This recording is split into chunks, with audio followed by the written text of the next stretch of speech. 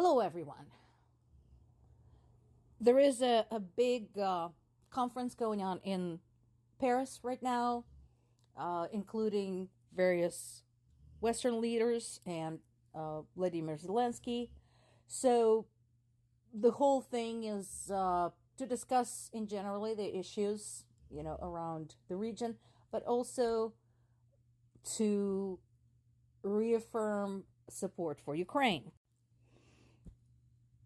So far, the message has been pretty consistent, and I'm sure that is much appreciated. Moral support is great. However, as we talked about in yesterday's video, part of the problem, actually, a big part of the problem with support for Ukraine is that it has been inconsistent.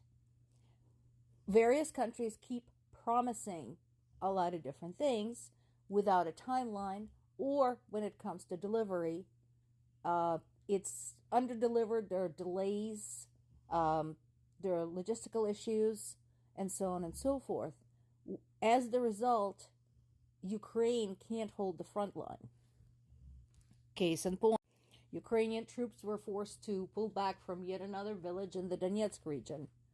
So, my question to the European leaders is, if you support Ukraine, do you have a specific plan, step by step, how to ensure this doesn't continue happening? Each and every time when Ukrainian army is forced to retreat and the questions are asked why, the answer is usually the same.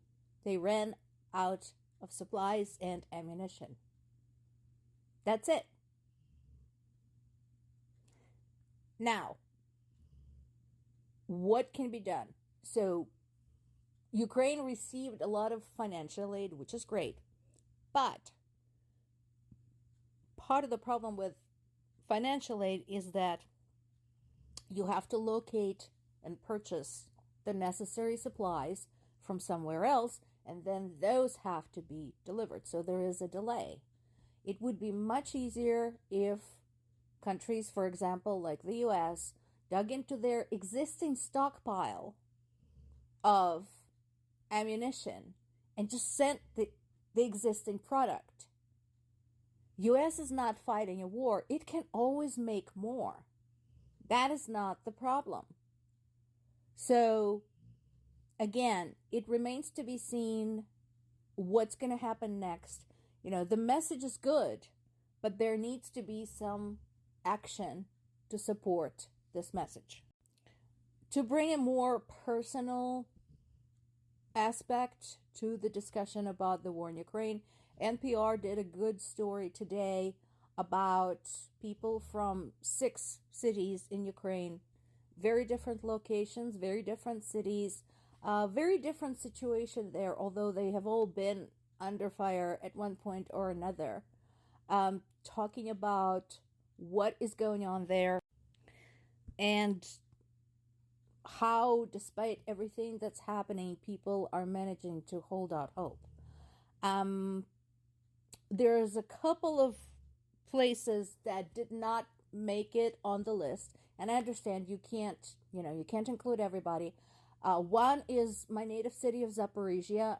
The reason I think it's worth looking at, and doing possibly an additional story about it is because it's one of the biggest cities that is really close to the front lines.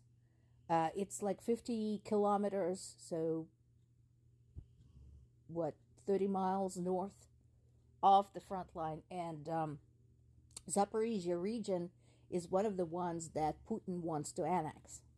So that becomes important.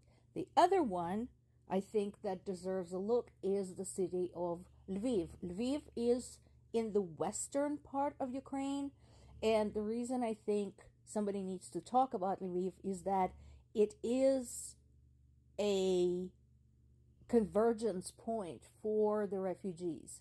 So this is where people go because it's the biggest city in western Ukraine, either to stay or this is where they go on their way to flee further west into Europe.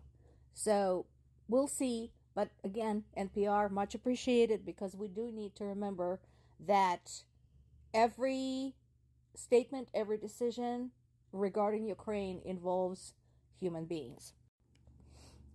I have been getting a lot of comments from the haters, posting the Russian flag, saying, hey, Putin, hurry up. We are tired of giving money to Ukraine, and so on and so forth.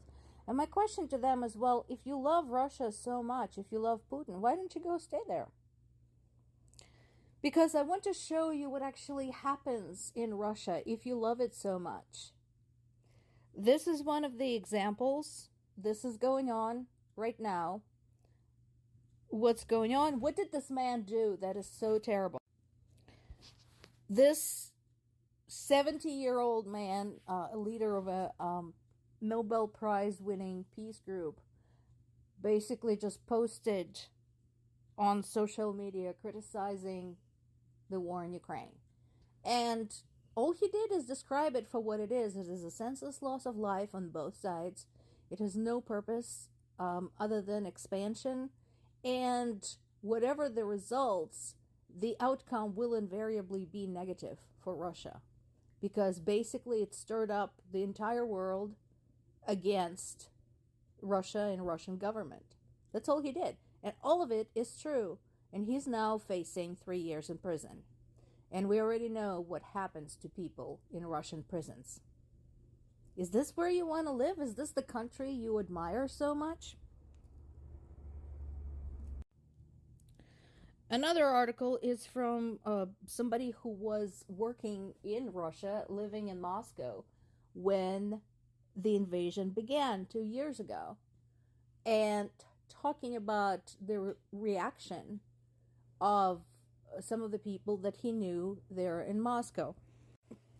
Apparently, some of the people were upset. Now, here's my question is that, if at that point when the war was announced, when it became official, yep, the tanks are rolling over the border, and you were upset, you were concerned about your family and friends in Ukraine, because lots of people in Russia and Ukraine are related by marriage, by friendship, by blood. If you were so worried, then why didn't you do something at that point? What happened to you guys? Well, what happened is what's happening to this woman in the picture. Basically, any opposition to the war has been suppressed. Any mention of so much as any kind of slightest loss by the Russian army was deemed a discreditation of the Russian army and punishable by high fines and prison sentences. So again, people supporting Russia, if this is the lifestyle you want to live, if this is the kind of government you want to live under, go to Russia. Suitcases over that way, the airport is over that way, go. They'll take you in with open arms. Join Tucker Carlson. If not, then maybe stop posting those comments.